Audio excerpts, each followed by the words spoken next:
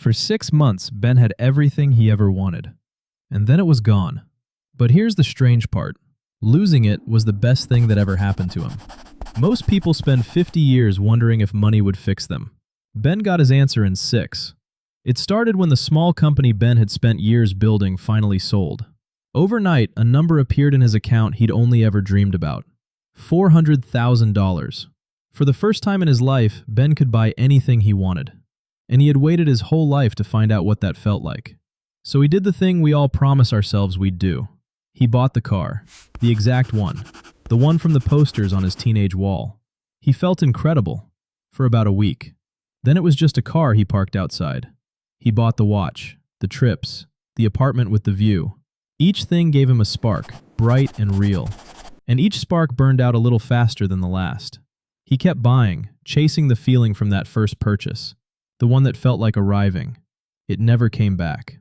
And that's when Ben noticed something that scared him more than being broke ever had. He was living the exact life he'd promised himself. The one he'd used to survive every hard year. When I finally have money, everything will be different. He had the money now. And he was the same man. Same worries at 3 in the morning. Same emptiness on a Sunday afternoon. It turned out the fantasy that had kept him going his whole life was just that. A fantasy. And now he'd seen behind it. One evening, an older man in a red cap sat down beside him. He'd noticed Ben, a man who had everything and still looked lost. He said one thing. Most men spend their whole lives wondering if money would fix them. They wonder right up until they die.